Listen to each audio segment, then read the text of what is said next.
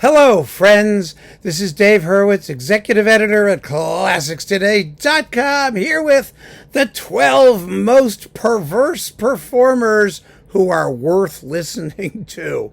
Because perversity is not rare. Good perversity is rare.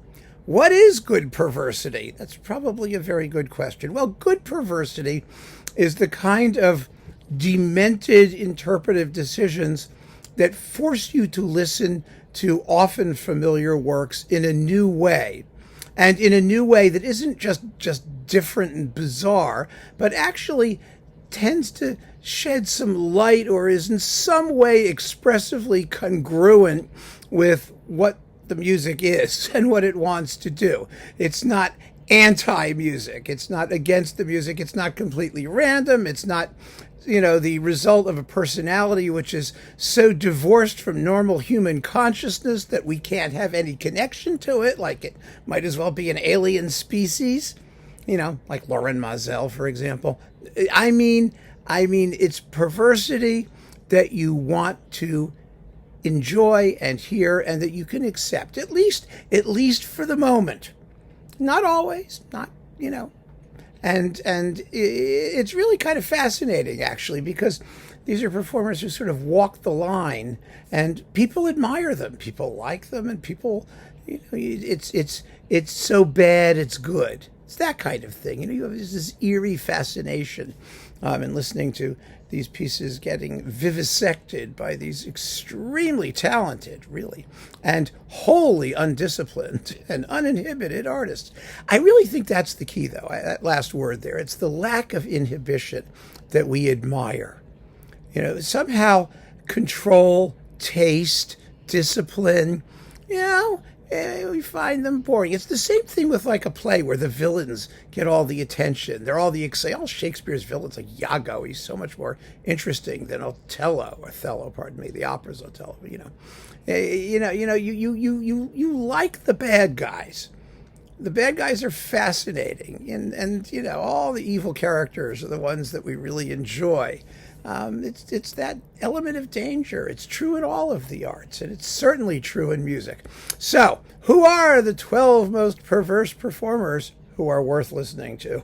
Always put in that parenthetical "worth listening to," because we've talked about some very perverse performers who are not worth listening to, but these are worth listening to. So let's start at the beginning. Nikolai Golovanov. Now, Nikolai Golovanov, for those of you who don't know, was a Russian conductor. He made a lot of recordings, but they were all mono and they're all in melodia. They all sound like hell. He was a wonderful operatic conductor, fabulous operatic conductor. He did a thrilling Boris Godunov. He was actually at his best, some would say, in the theater. Because having to accompany singers meant he couldn't go completely insane, and he tended to be a little bit more respectful, while also being just exciting as hell. But as a symphonic conductor, he was out of his mind. I mean, just go listen to his Rachmaninoff's Second Symphony and see how he plays with tempo and the things that he does, if you can hear it through the sonic murk. Most of his recordings were made in like the 40s and 50s, somewhere in there. He was particularly well known for doing Liszt tone poems, which actually require the level of insanity that he brought to them in order to be exciting. But of course, you've got to, like I said, put up with the dreadful sonics. And Scriabin, too. I mean, that kind of stuff. He was really, really good at that way out romantic music that's sort of a shapeless, formal pudding anyway. So no matter what he did, it didn't really make any difference. It was just really, really dynamic. So Golovanov is a guy worth exploring if you don't know him, at least for a disc or two in the standard Russian romantic repertoire. I mean, he sounds like nobody else. Another crazy Russian, Anatol Ugorski, the pianist who had a brief career on Deutsche Grammophon. He was a very interesting character. He was interested in the Western avant-garde, like Webern and Boulez and people like that, at a time when they were regarded as, formalist hacks in the Soviet Union. He was an autodidact. He did have teachers, but he was largely self-trained. And because he was so interested in contemporary music, and he was nuts. He was sidelined by the Soviet establishment for many years. He was forced to play like kiddie concerts in Siberia and whatnot. But when he finally got out and had an opportunity to make some recordings, it turned out that because he had been isolated and perhaps divorced from the norms of standard interpretive decency, he was a total loon. He also looked like Bozo the Clown. He had his hair sticking out his sides like that. But that helped, actually, with his image. His first recording for DG was, I think, the Diabelli Variations. Oh, my goodness. Boy, was that strange. He also sort of enthused about Mussorgsky's pictures in an exhibition, a very loony performance of that. I mean, everything was different. Everything was slower and faster and accented weirdly and whatnot. But his greatest recording, and one of the most fascinating, if you know the work, which is sort of a big if, was Messiaen's bird catalogue, Catalogue des Oiseaux, which he memorized. I mean, I guess if you're playing kiddie concerts in Siberia, you have a lot of time to memorize. So he was doing this vast, it's 3 discs, it's huge. He recorded it for Deutsche Grammophon, and he gave the music an expressive immediacy and flexibility that Messiaen would probably have been absolutely shocked to hear, because Messiaen's music is 100% formalist. I mean, it leaves virtually nothing to the interpreter. But Ugorski managed to prove him wrong. I mean, it's really quite an extraordinary thing. So he was a character, absolutely a character. Exactly what happened to him, I have no idea. But he made a bunch of recordings on DG, and they were gathered together in a little box, of course, and they were something weird and special. For violinists, this is very interesting. It's very difficult to have a perverse violinist. In violin playing, perversity is just bad, because violin technique is so specific and so tricky and so liable to go wrong easily. I mean, the violin is such a difficult instrument to master. And once you do, I mean, if you just want to be like, for some reason, violin music just sounds worse than any other kind if you're perverse. It really does. I mean, you've got that, what's her name, Kopachinskaya, whatever her name is, who sounds like she's Nadia Salerno Sonnenberg. You get these crazy violinists, usually female, who have like a dry ice machine behind them, and they just, hack away at the thing, and you just go, ugh. There's something just awful about it. But if you want to hear a perverse and great violinist, check out Ivry Gitlis. Ivry Gitlis, he made a bunch of recordings for Vox and a few other things. There's stuff sort of sitting around, live recordings mostly. He was a legend among violinists because he had absolutely no boundaries at all. And for some reason, whereas most violinists play double stops and they sound like they're attacking the violin with a hacksaw, he got there and made it compelling, not by sounding like he was not attacking the violin with a hacksaw, but by sounding like he was attacking the violin with a chainsaw. It's electronic. I mean, it was unbelievable how just abandoned he was as a violinist. You never knew what was going to come out or what was going to happen. But in his Tchaikovsky violin concerto and things like that, there's just it's a force of nature blowing through the orchestral universe. It's really something amazing. And he does it by never making a beautiful sound. That's an exaggeration. Of course he could, and he did. But he somehow accepted all of the strain and kookiness and difficulty and turned it into artistic gold. He just did. He's an event, Ivry Gitlis, and definitely worth hearing. And that's really special because there's no such thing as a perverse violinist that's really successful, except for him. Just bad violinists, and there's no shortage of those. So let's do a couple conductors. Wilhelm Mengelberg, one of the founders or founding conductors of the Concertgebouw Orchestra, the dedicatee of Richard Strauss's Ein Heldenleben, friend of Mahler. He was by all accounts, an excellent conductor. I mean, his Ein Heldenleben with the New York Philharmonic on RCA is probably his greatest single recording. And it sounds really good, too. And it was from like 1929. It's really, really good. In later years, he started to get very, very willful and perverse, especially in the standard German repertoire, in Beethoven and Brahms and stuff like that. And he has, he was a Nazi sympathizer, or at least a Nazi total willful, delusional, something or other. Refused to admit that there was anything wrong with him. Anyway, after the war, he was disgraced and he wound up like dying in Switzerland. There has been a major effort, particularly in the Netherlands, to rehabilitate his reputation among possibly idealistic but hopelessly naive people who think that art and politics should never be mixed. Let me tell you something. Art and politics are always mixed. They always will be. And the truth of the matter is, because performers don't really matter all that much in the universe. I mean, you could get rid of Mengelberg and be none the worse off. Or any of these people for that matter. Yes, we would be lacking their own, perverse tinge on things. But there's always other people and more of them, and everyone's playing the same stuff. And so, to make a whole, to sacrifice your moral integrity on the altar of artistic purity seems to me an exchange that people should think twice before making. That's my own view. Anyway, Mengelberg was a fun conductor to listen to. He was quirky and bizarre and, a stop and start kind of guy who would stretch a phrase or do a thing. And, you can listen to it for what it's worth. His Tchaikovsky was really, really fun, actually. Tchaikovsky is a composer who seems to attract the perverse, because he was so anguished and emotionally hard on sleeve. So all these people who are uninhibited anyway can use Tchaikovsky sort of as a blank slate on which to inflict as much dementia as they have seething within their inner beings.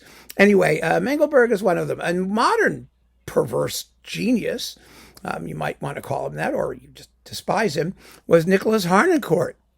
Harnoncourt is a fascinating case because, Harnoncourt was just Harnoncourt. People have not quite come to grips with that yet, because he appeared in the context of the original instrument historically informed performance movement. And he was into that up to a point. But more than anything else, he was just doing whatever the hell he wanted in whatever way satisfied him or salved his curiosity. And as he started becoming a normal conductor and doing the late Romantic repertoire, the Bruckners and Brahmses, and then even he got into Bartók and Gershwin. He did Porgy and Bess. Oh my God. And Aida. Ugh. It's horrifying. He would do the most ridiculous things, and you never knew which Harnoncourt was going to show up, because when he was on, it was incredible. He could really illuminate familiar things in new and very, very interesting and legitimate ways, or it could just be a total train wreck. I mean, a complete, utter disaster. And he had these weird theories about music and rhetoric and whatnot. And oh gosh, it was fascinating. I mean, I did an April Fool's review of the Harnoncourt Porgy and Bess. It was a joke. And then he did Porgy and Bess. And it was a joke. I mean, sort of, kind of. It kind of was. I said in the review, I wish he'd done it in German. I mean, he should have done a real Regie Theater performance. His great mistake was thinking he could do idiomatic Gershwin. I would much rather have heard, Sommerzeit und die Leben ist einfach, stuff like that. But no, he tried to do real Gershwin, and it was really weird. Just sort of, anyway, it was really weird in Brahms. He was as really weird as he was in Gershwin. So there you go. But he knew the style to which he was opposed and working in, that Central European German standard style. And it was shocking and often provocative, and often just, but provocative. Back to the pianists. Oh, a couple more of those. Ivo Pogorelich. Oh my goodness, yes. Well, here's an interesting case, a very interesting case, because Pogo burst on the scene as another one of these really sort of crazy iconoclastic guys. He did, like the Liszt Sonata and Pictures in an Exhibition and a reference recording of Ravel's Gaspard de la Nuit. Very free with the musical text. I mean, he did a couple excruciating Haydn sonatas at creepy slow tempos. Some people love them. I think they're an abomination. But there's, he made 14 discs, I believe, for Deutsche Grammophon. And they are a legacy in a sense. Then he retired for a while from concertizing and popped back up about 15, 20 years later on Sony, and the magic was gone. He was just as willful and, as he was before, but somehow what had seemed to be spontaneous and enthusiastic now sounded just mannered and boring and perverse in a bad way. So it goes to show that there are times, it may be have been, that he popped up at a time when people were looking for something a little different, or there was a spark there that's since gone, and he's become just totally narcissistic and self-regarding. But before, he was narcissistic and self-regarding and musical. I don't know what the answer is, but it's a very, very interesting test case that we can debate endlessly. After Pogo, Glenn Gould. Oh my goodness, of course Glenn Gould has to be on anybody's list, right? He was only interested in counterpoint. He was only interested in making counterpoint out of things that weren't contrapuntal. And if they weren't contrapuntal, he was going to play them like they were anyway, as in Mozart, and some Beethoven. And, when he was doing Bach, as everyone concedes, he was amazing. And some people still hate him. I mean, they even hate his Bach, but I don't. I mean, it was amazing. It was a dry, brittle, contrapuntally lucid, and fascinating expose of one aspect of Bach's art, for sure, which he took to unbelievable extremes. And of course, he played on the piano, not the harpsichord. Once he did some stuff on the organ and some other odd instruments here and there. He was a commentator, a broadcaster, somebody whose personality was much larger than merely being a pianist. And for that reason, he was also a huge fish in a small pond, the small pond being Canada, which is a big pond with small things in it. I don't know how you describe it, but he was a major, major force up there, which gave him an outsized platform on which to espouse his views on everything, sometimes music. And he was amazing in Bach, and you could hear him sing, and he played Schoenberg like it was Bach, and he did all that modern stuff, and really, really a fascinating character, a brilliant, brilliant artist, no question about it. No one less than George Sell said that nut's a genius.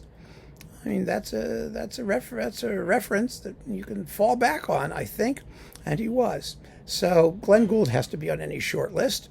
Then, of course, Sergiu Celibidache. Oh, what a blowhard phony he was 99% of the time. He really was. And of course, he denied that recordings were music, and so he didn't make any. So as soon as he died, his family started to capitalize on his legacy by issuing as much as they possibly could, and they're still doing it.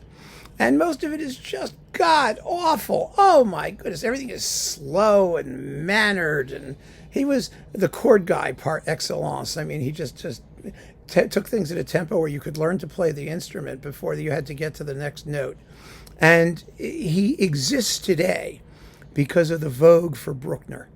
Nothing else that he did matters. I mean, there's some interesting other things. His Debussy La Mer, some of his French stuff that's based on, harmony and not counterpoint and linear stuff. But his Bruckner is amazing. It's slower than crap, and everything is micromanaged, but it works. It's astonishing and powerful and really, really grand. And that was his contribution to the universe of music. We could all live without it, I suspect, but it's awfully nice to have it.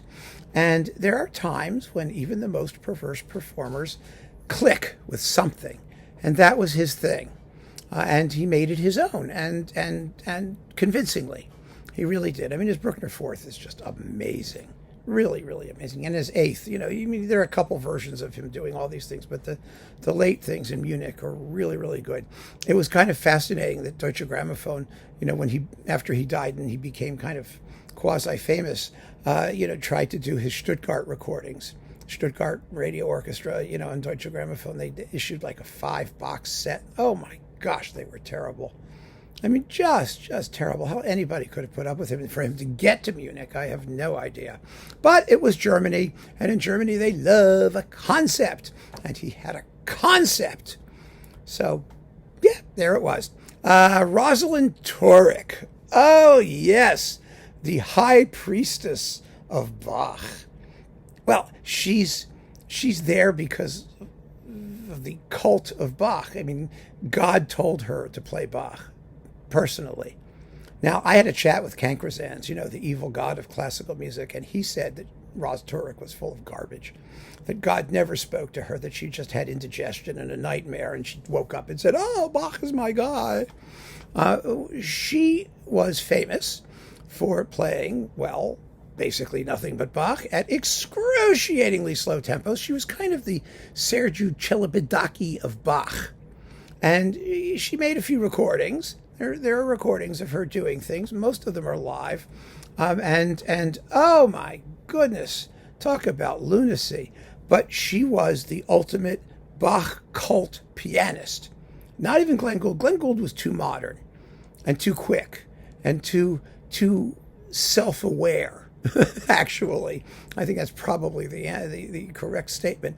Rosalyn Tureck was totally oblivious. I mean, completely oblivious. She was totally subsumed with her mission as the high priestess of Bach. I personally think her performances are largely detestable, but that's me. Some people just adored them. William F. Buckley, I thought she was marvelous. She gave a couple concerts in his living room or something that got recorded. She managed to get the Goldberg variations take practically a whole evening.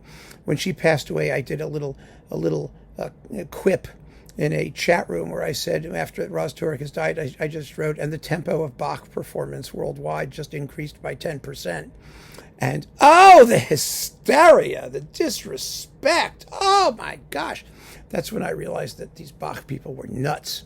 Absolutely nuts. And so was Rosalyn Tureck. But there you go. She was definitely one of the perverse, and the excruciatingly deliberate tempos and probing handling of inner voices and excruciating harmonic clarity. It could be amazing. But when you think about it, perverse performers in music tend to be perverse principally by means of tempo, especially if they're pianists or whatnot, because you're playing a piano, you can't reorchestrate or, you got to just play the piano. So you're either going to be faster or slower. Sometimes you may reverse voices or, accent things strangely. But usually it's going to be either quick or slow. And the truth of the matter is you can discover something new about anything if you slow it down or speed it up. It's not actually that smart of a gambit. You find fascinating things when you play them at half speed. When you rehearse something, you play it at half speed. I know, I played the piano, I played instruments, and you take everything really slowly, and there's some really interesting things that are bound to pop out. Take everything really quickly. Well, they don't pop out in the same way. They agglomerate. And you may hear interesting things because they're separated by less of a distance than they used to be. But it's the same thing with looking at something under a microscope.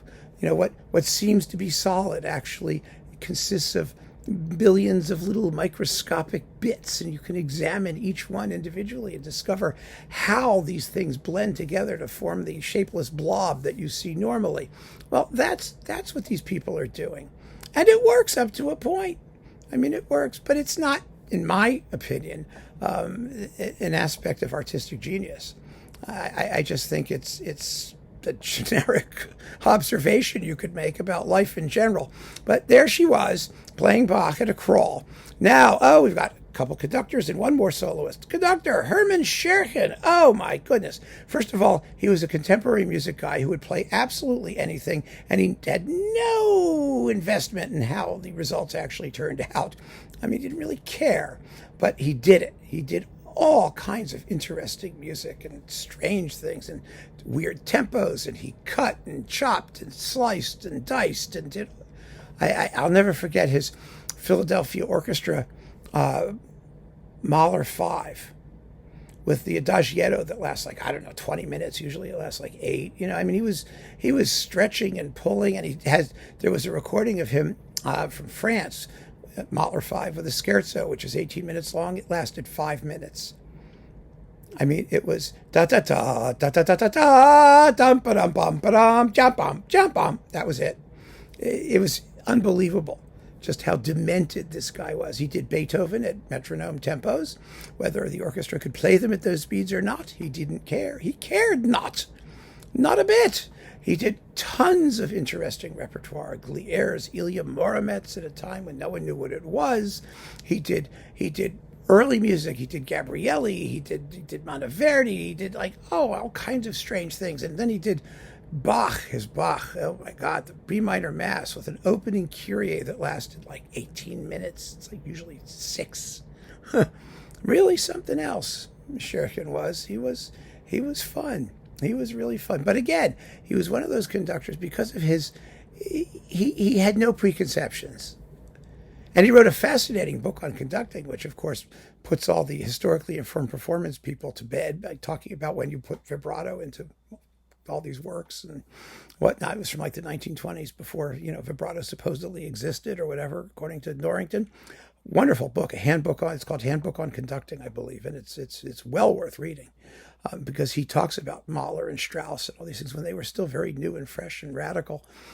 Really, really a fine, interesting guy whose recordings are just, oh my God, they're sometimes thrilling. Listen to his Beethoven's Eighth. Wow, incredible. Or sometimes just unspeakably horrid. So there's Scherchen. Then, György Cziffra, yes, Hungarian loon pianist guy. Yes, what a crazy life he had. His parents were like, I don't know, something. He was born in like a gypsy wagon, or he wound up in prison multiple times. He kept trying to escape Hungary, and he had quite a career, a really fascinating career. I mean, he wound up in France. He took French citizenship, and he was a Liszt, Chopin, 19th century romantic guy. And like so many of the 19th century romantic people, he was able to, well, what's the word? He sometimes sounded, at his best, he sounded as though the music was being recreated as he was playing it. And he could improvise as he was playing it. He could add octaves and do things and stretch it and twiddle it and all that stuff. And sometimes it was just amazing, because it came out as a totally new and fresh conception of the work.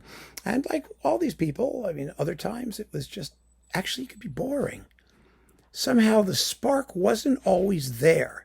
The fire wasn't always burning when he was playing. He was a very emotionally spontaneous kind of guy and a troubled guy. His son died in an apartment fire, and he stopped concertizing entirely with orchestra because his son had been a conductor who he worked with. His life was very, very sad in some ways. And, art was his refuge, I guess you want to call it. And he had this troubled relationship with it. It was really, that's what these perverse people are like.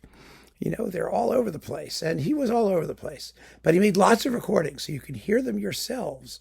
And when he was an extraordinary virtuoso. I mean, he could really blast through Chopin's etudes and things like that, really excitingly. But it's patchy. And so you've got to pick and choose. And part of the fun of perverse artists is just that. We get to pick and choose. And we get to judge. I mean, that's also part of the joy. They invite the fact that we, can pass judgment on whether their dementia is an aspect of brilliance or simply in poor taste. And that is something that really is a privilege. Really, it's fun to do. And I know we all enjoy it. So last but not least, oh my goodness, the king of perversity of all time, Leopold Stokowski. Of course. He was perverse in every possible way. I mean, he was like the pianist. He could be fast. Oh, he's an organist, remember, by training. He could be fast. He could be slow. He could be loud. He could be soft. He could change anything he wanted. But he also reorchestrated and he cut. He hated repetitions. He did. He said, there's no point in saying anything twice. You only have to do it once. So he took out repeats. He took out sections.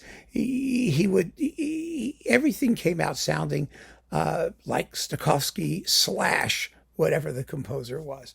And it didn't matter if the composer was Beethoven or Brahms, or actually his Brahms was usually very faithful. He was a pretty straightforward Brahms guy, except for the Third Symphony, which is the one everyone screws up. So he decided he would screw it up worse than anybody ever could. And he did. That was an achievement. It really was. It's beyond dreadful. His Houston Symphony Brahms Third is just ugh. And his other recordings of it were pretty lousy too. But textually, at least he basically played what Brahms wrote most of the time. You couldn't say that about any other composer he attacked, even the ones who were amazing orchestrators like Rimsky-Korsakov, where, his Scheherazade, had to have some extra xylophone parts. There is no xylophone part in Scheherazade, by the way, but there is when Stokowski played it. And cutting things like Ionesco's Romanian Rhapsody. I mean, why would you want to cut that? It's lovely. It's wonderful. It's perfectly proportioned. But no, according to Stokowski, there was some pointless repetition and a few bars and snips you didn't need. And so out they went. Really something else. But he could make an orchestra sound like nothing else. It was remarkable. Any orchestra, he would have them. Partly it was free bowing in the violin section. Instead of having all the violins play together, up bows and down bows, he would let them all do whatever they wanted freely, which created that seamless, rich, luscious string sound that was just exquisite. But he was absolutely the king of the perverse performers worth listening to, because he was also musically brilliant and dedicated and so sincere in what he was doing. I mean, he believed in every single note, no matter how vulgar and crazy he got. He was trying to communicate what he regarded as the essence of the music. And sometimes he just nailed it. He really did. And at times, and in music sometimes where he did very little. His Beethoven Eroica, one of the last recordings he made, he was like 90 or something, and he never slowed down as he got older. He was always youthful and fresh and exciting. His Brahms Fourth, these are marvelous performances with very swift tempos and extraordinary textural awareness. Really, really a special guy. And so the perfect person to close this survey of the 12 most perverse performers worth listening to. You may have a few you might want to add to the list. Consider it carefully, because sometimes they're just awful. These have to be people worth listening to, despite being perverse. So keep on listening, friends. Thanks so much for joining me. Take care.